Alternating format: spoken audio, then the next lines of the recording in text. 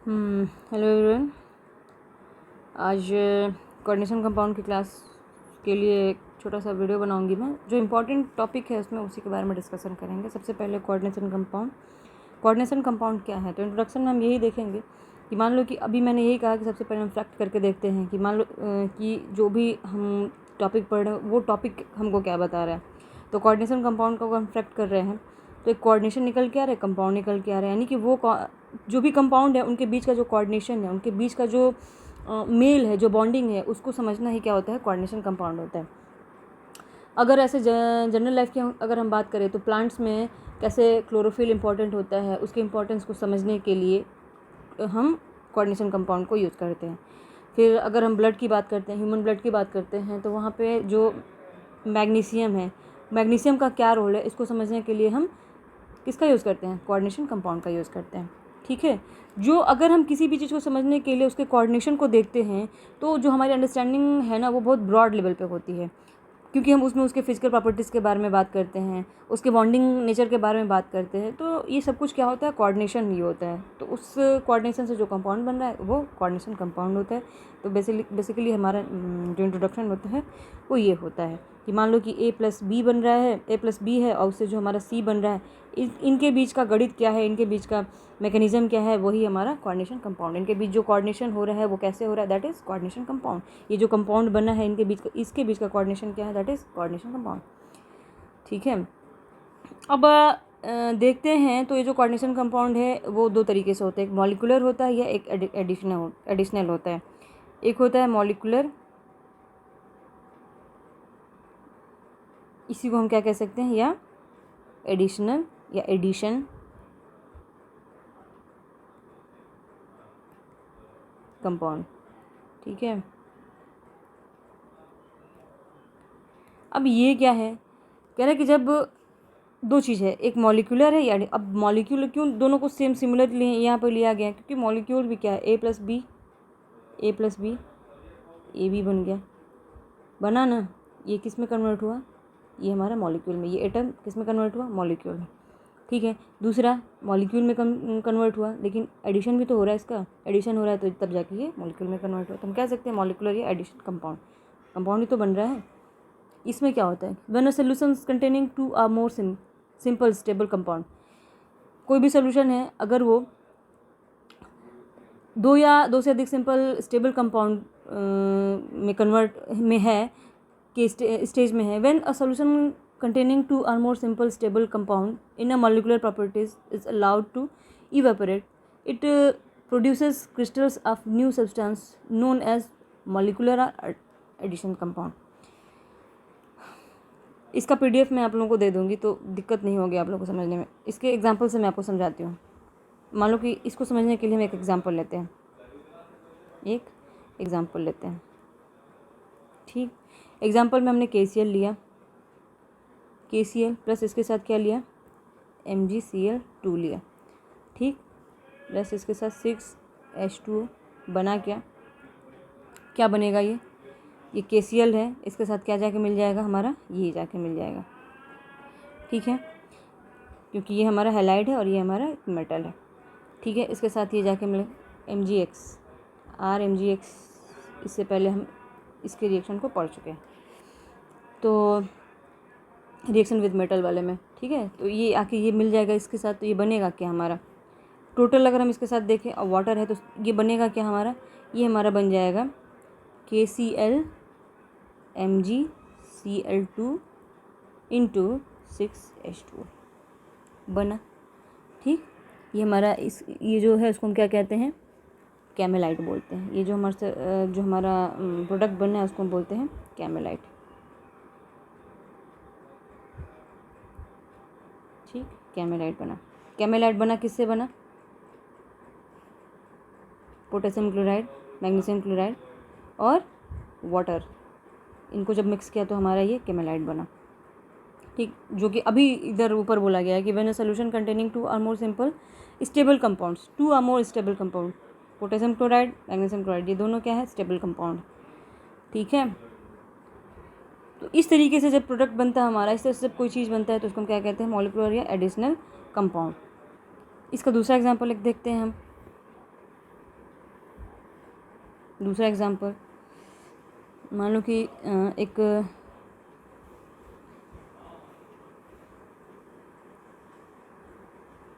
One sec,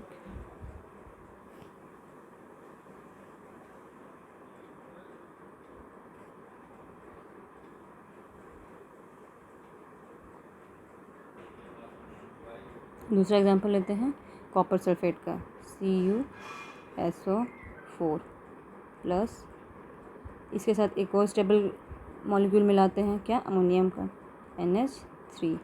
क्या बनेगा इसका, ये बन जाएगा CuNH3 4, ये हमारा SO4। ठीक है, इसको हम क्या बोलते हैं, टेट्रामीन। कितना है, 4 है ना, तो 4 के लिए क्या होगा, टेट्रामीन। कॉपर है, यहाँ पे ऑक्सीडेशन स्टेटस का देखा जाएगा तो 2 होगा। ठीक है, कॉपर, तो इससे लिख लेंगे यहाँ पे, ये मैं आपको बताऊंगी कि कैसे इसका नाम क्लेचर करते हैं। अब बाद में क्या बच रहा है हमारा, सल्फेट, तो इसका नाम हो जाएगा कॉपर अमीन, टेट्रामीन कॉपर सल्फेट।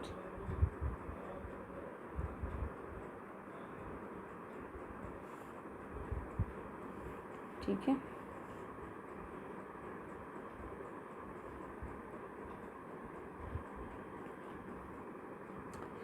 अब इसका भी टाइप होता है, तो इसको टाइप ऑफ मॉलिकुलर कंपाउंड। अब ये जो एडिशन या मॉलिकुलर कंपाउंड है, इसके टाइप्स देखते हैं, टाइप्स ऑफ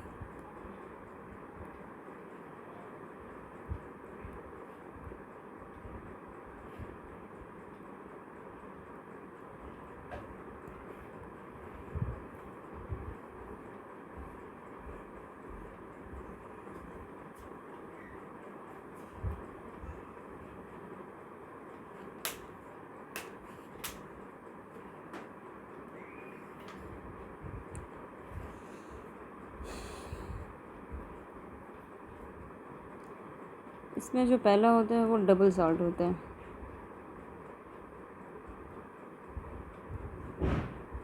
या डबल सॉल्ट होता है। जो दूसरा होता है वो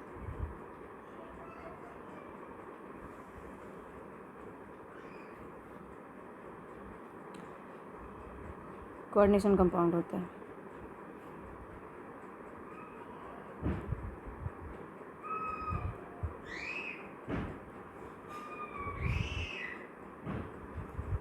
ठीक, पहले देखते हैं कि डबल सॉल्ट क्या होता है।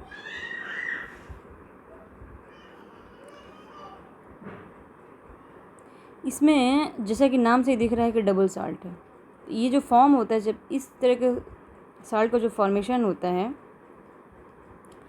ये 2 डिफरेंट तरीके के सॉल्ट्स के कॉम्बिनेशन से बनता है।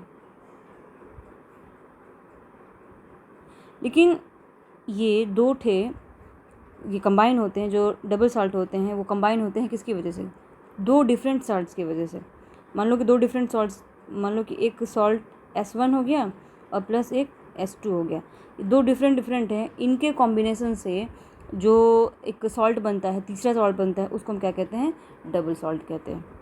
अच्छा, जो S1 और S2 है, 2 अलग अलग तरीके के, जो डिफरेंट तरीके के सॉल्ट्स हैं, वो क्या होता है ना, crystallise as a single substance. अब ये दोनों मिल के ऐसे बनते, भाई दोनों मिलेंगे और ऐसे बनते जैसे कि वो एक सिंगल, क्या है, एक सिंगल क्रिस्टलाइन सॉल्ट है। ठीक है, इस तरीके से ये मिलते हैं। लेकिन आयनाइज एज 2 डिस्टिंक्ट सॉल्ट्स, लेकिन जब इनको तोड़ा जाता है, जब इनको तोड़ा जाएगा तो क्या, 2 अलग अलग आयनाइजेशन इनका दोनों का अलग अलग होगा, 2 अलग अलग तरीके से क्या होंगे, आयनाइज होंगे। अच्छा, जब टूटता है तो कब टूटता है, जब इसको हम कहाँ डिज़ोल्व करेंगे, व्हेन डिज़ोल्व इन वाटर। इस बात का ध्यान रखेंगे। ये जो सॉल्ट्स होते हैं, ये अपनी आइडेंटिटी लूज़ करते हैं किस में, सॉल्यूशन में।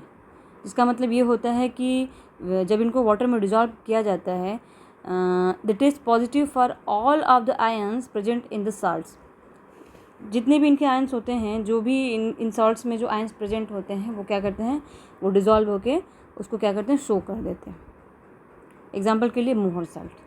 ठीक है, या फिर उसको मोहर साल्ट एक हो गया एग्जाम्पल के। डबल साल्ट का एग्जाम्पल क्या हो गया हमारा, मोहर साल्ट हो गया। ठीक है,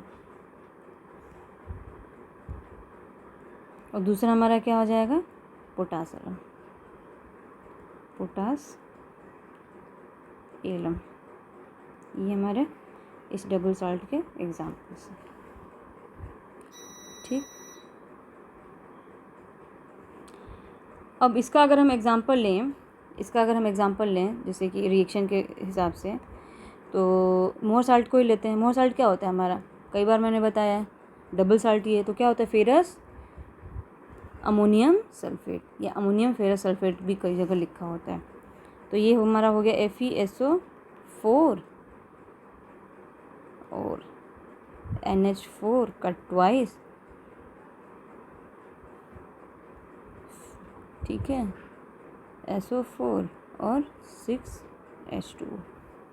ठीक है, अब ये टूटता है जब एनाइज होता है तो कैसे टूटता है, ये हो जाएगा Fe2 plus aqueous plus 6H2O plus बचा इधर 2 है ना ये, तो ये हो जाएगा 2NH4 प्लस ये भी एक्वस में है और प्लस 2SO4 2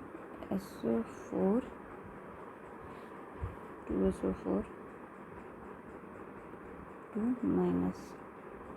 ठीक है, ये इसका एग्जाम्पल हो जाता है, किसका, डबल साल्ट का। अब आ जाते हैं कोऑर्डिनेशन कंपाउंड पे।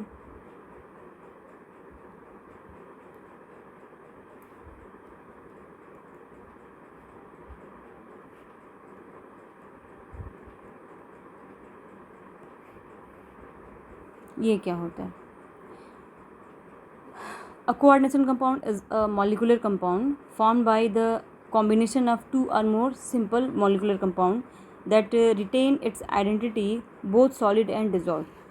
अब ये क्या होता है, ये कोऑर्डिनेशन कंपाउंड एक ऐसा मॉलिकुलर कंपाउंड होता है जो फॉर्म्ड होता है किस कॉम्बिनेशन, दो या दो से अधिक सिंपल मॉलिकुलर कंपाउंड के कॉम्बिनेशन से फॉर्म होता है, जो कि अपनी आइडेंटिटी को रिटेन करता है, कब, सॉलिड रहता है तो भी और डिसॉल्व होता है तो भी।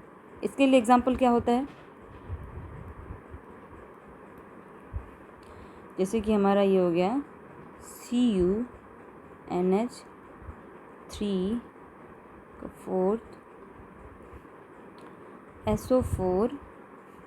अब ये हमारा बना एट इक्विलिब्रियम, तो ये हमारा हो जाता है CuNH3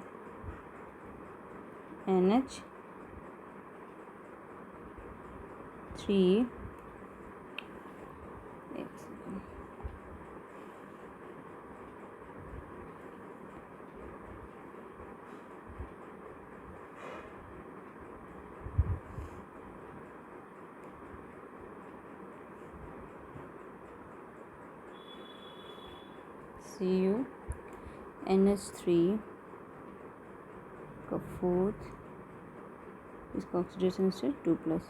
अब बच गया क्या यहाँ पे, SO4 2-। ठीक है, देखो ये हमारा कंपाउंड है, ये हमारा कंपाउंड है, दिख रहा है, और ये दो या दो से अधिक मॉलिक्यूलर कंपाउंड से मिलकर बना है। और ये एकदम लग रहा है कि कोई बना, जब इनके एडिशन से ये बना है तो ये हमारा एक कंपाउंड बना।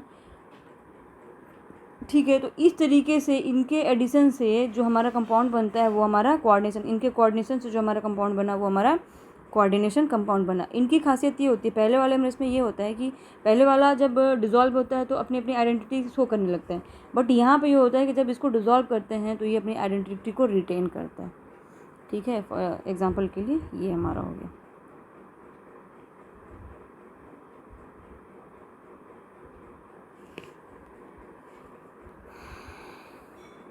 अब थोड़ा समझ लेते हैं कि कोऑर्डिनेशन कंपाउंड्स होता है क्या, ये जो हम अभी ये लिख रहे हैं, ये सब कैसे लिख रहे हैं, कैसे मैनेज कर रहे हैं।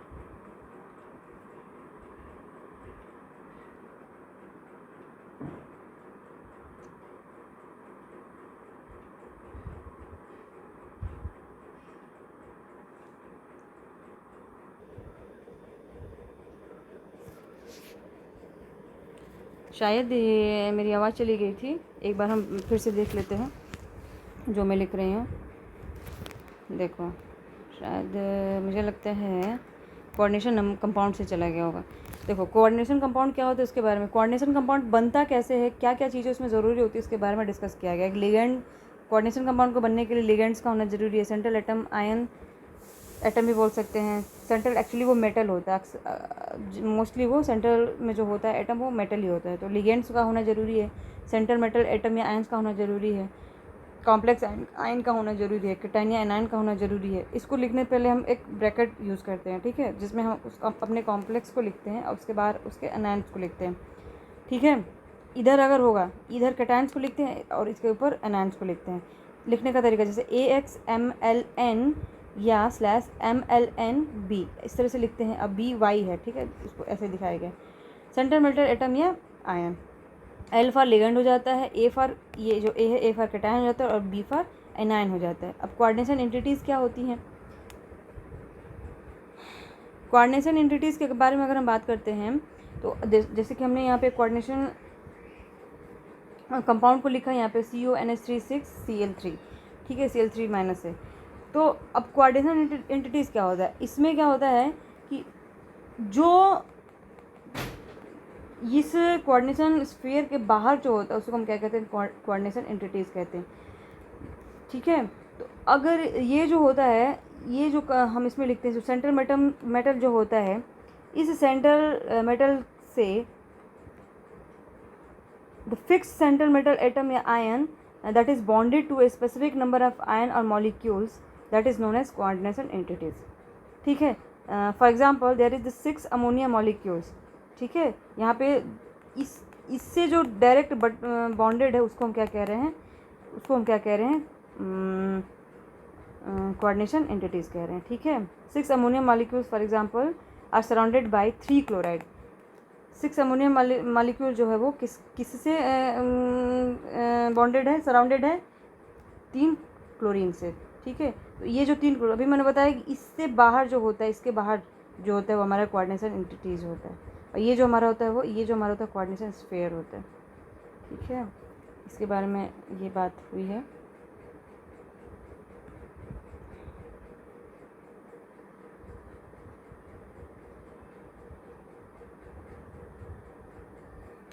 फिर कोऑर्डिनेशन नंबर के बारे में बात हुई है, मेरी आवाज़ सह नहीं गई है। कोऑर्डिनेशन नंबर वो होता है कि सेंट्रल मेटल से डायरेक्टली जो अटैच्ड लिगेंड्स होते हैं तो वो number of atom what is present in that particular ligands are coordination number of that coordination compound. यानी कि यहाँ पे हमने लिखा K4FeCN6, तो यहाँ पे Fe से डायरेक्टली बॉन्डेड क्या है, साइनाइड है, और साइनाइड इस लिगेंड का नंबर कितना है, 6 है, तो इसका कोऑर्डिनेशन नंबर कितना हो जाएगा, 6 हो जाएगा। फिर यहाँ पे सिल्वर है, सिल्वर के साथ CN2, यानी कि जो लिगेंड्स है वो कितना है, इस सेंट्रल मेटल के साथ सेंट्रल मेटल एटम के साथ जुड़ा हुआ जो लिगेंड है वो कितना है, 2 है। इस वजह से इसका इस पूरे कोऑर्डिनेशन कंपाउंड का जो कोऑर्डिनेशन नंबर होगा वो क्या हो जाएगा, 2 हो जाएगा। इसी तरीके से इसमें कितना अमोनिया कितना है, लेकिन इसमें थोड़ा सा डिफरेंस है, क्या है, क्योंकि यहाँ पे 2 लिगेंड्स हैं, इस प्लेटिनम को देने के लिए यहाँ पे 2 हैं, तो एक अमोनिया कितना है, 2 है, क्लोरीन कितना है, क्लोराइड आयन कितना है, 2 है। तो ये 2 एटम्स ये भी तो डायरेक्ट इसके साथ अटैच हैं, इस वजह से 2 और 2 मिला के इसका कोऑर्डिनेशन नंबर 4 हो जाएगा, ठीक है। अब आता है हमारा कोऑर्डिनेशन स्फीयर। तो एक जो square bracket surrounded the central metal atom, इतना ज़्यादा इसको इन्हांस करने की जरूरत नहीं है। ये जो हमारा स्क्वायर ब्रैकेट है that is the coordination sphere, ठीक है। अब आगे बढ़ते हैं।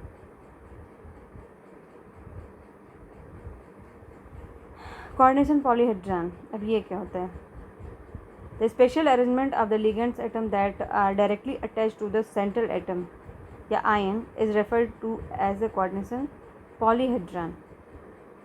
फॉर एग्जांपल इज ऑक्टाहेड्रल, इसमें हमारा आ जाएगा NiCO4, इज टेट्राहेड्रल, ये हमारा 4 हो गया तो टेट्राहेड्रल। ऑक्टाहेड्रल 6 होता है तो ऑक्टाहेड्रल हो जाता है, जैसे कि CO NH 3 6 और जो का कोबाल्ट इसमें 3+ स्टेट में है तो यहाँ पे 3+ हो जाएगा। तो ये हमारा क्या हो जाता है, ऑक्टाहेड्रल हो जाता है। ठीक है, स्क्वायर प्लेनर की बात करते हैं तो डायरेक्ट PtCl4, ये हमारा इसका स्ट्रक्चर देखेंगे तो स्क्वायर प्लेनर होगा। तो कहते हैं एक अरेंजमेंट होता है। ठीक है, अरेंजमेंट किसके लिए होता है, of the ligands atoms that are directly attached to the central atom और ion is refer to the, it is the generally हम इसको कह सकते हैं स्पेशल अरेंजमेंट होता है जो कि सेंट्रल मेटल से लगा होता है। लिगेंड का एक अरेंजमेंट होता है जो सेंट्रल मेटल से डायरेक्टली जाके लगा होता है, उसी को हम क्या कहते हैं, कोऑर्डिनेशन पॉलीहेड्रॉन कहते हैं। अच्छा, अब थोड़ा सा देख लेते हैं कि कैसे हम इसका ऑक्सीडेशन नंबर निकालते हैं। ठीक है, ऑक्सीडेशन नंबर कैसे निकालते हैं इसके बारे में देख लेते हैं। वहाँ तो एक डायरेक्ट फिनोमिना था जिसको हमने समझा, अब इसको निकालने का क्या तरीका होता है अभी हम इसको देख लेते हैं। मान लो कि हमने ले लिया एग्जाम्पल पे क्या,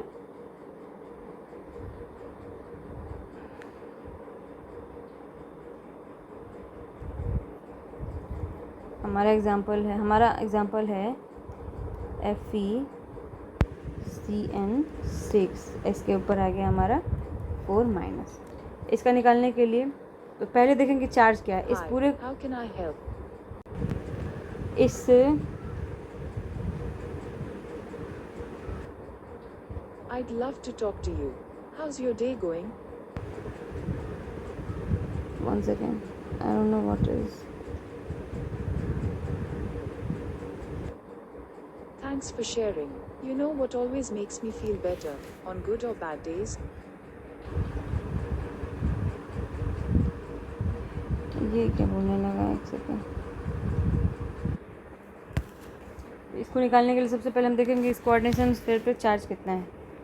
तो चार्ज हमारा कितना है, चार्ज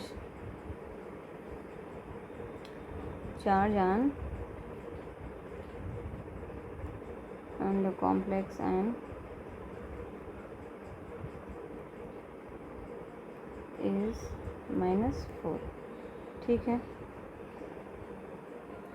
तो यहाँ पे एक चीज़ देखेंगे, लेट चार्ज, ये चार्ज किसके लिए है, Fe के लिए मानते हैं। ठीक है, लेट चार्ज बी Fe के लिए, अब ये तो मान लो कि इसके ऊपर चार्ज है, मान लो कि Fe के लिए हम x मान के चल रहे हैं, चार्ज ऑन x, जैसा कि हम जनरली निकालते हैं ऑक्सीडेशन नंबर, तो इसमें हम क्या करते हैं, Fe के लिए निकालना है तो इसको हम x मानेंगे, on Fe is equal to x। ठीक, साइनाइड के लिए जो चार्ज होता है वो कितना होता है, -1 होता है। अब इसको निकालेंगे, क्या निकलेगा, x प्लस ये कितना है, इसके साथ 6 के साथ मल्टीप्लाई करेंगे तो 6 ही हो जाएगा ये, तो 6 × -1 इज इक्वल टू -4। तो ये हो जाएगा x, इसमें से माइनस हो जाएगा तो x इज इक्वल टू +2। तो जो Fe है इसका ऑक्सीडेशन नंबर हमको कितना निकल के आया, +2। ठीक, ये ऑक्सीडेशन नंबर है, वो कोऑर्डिनेशन। अच्छा, कभी भी ये मत होना कन्फ्यूज, वो कोऑर्डिनेशन नंबर था जो मैं नंबर ऑफ लिगेंड्स के हिसाब से जो वहाँ पे लिख रही थी, ये ऑक्सीडेशन नंबर। ठीक है,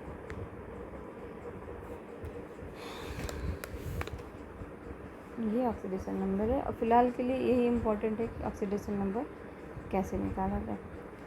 इसमें अगर हम कुछ और देखें जो बताने वाली चीज़ है, अब आता है नॉमेनक्लेचर की बात आती है। तो नॉमेनक्लेचर कैसे निकालते हैं, उससे पहले आता है आपका homoleptic and heteroleptic. Homoleptic compounds are those in which the central atom is coordinate with the only one type of ligand. ठीक है, जैसे कि CONH3, इसमें सिर्फ एक ही टाइप का लिगेंड है NH3। फिर उधर एक और एग्जांपल मैंने लिखा था जिसका 4 कोऑर्डिनेशन नंबर आ रहा था, ऊपर था, ये था जिसका 4 कोऑर्डिनेशन नंबर आ रहा था, ये क्या है हमारा, हेट्रोलैप्टिक है। ठीक है, ये हमारा होमोलैप्टिक क्योंकि यहाँ पे सिर्फ एक है, ये हमारा हेट्रोलैप्टिक क्योंकि यहाँ पे 2 है।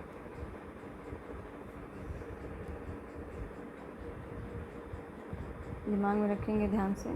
अब नॉमेनक्लेचर की बात आती है तो इसमें क्या करते हैं, द फॉलोइंग रूल्स आर, कुछ रूल्स हैं जो इसके लिए नॉमेनक्लेचर के लिए अप्लाई होते हैं। सबसे पहले क्या क्या करते हैं हम? सबसे पहले नॉमेनक्लेचर के लिए नॉमेनक्लेचर ऑफ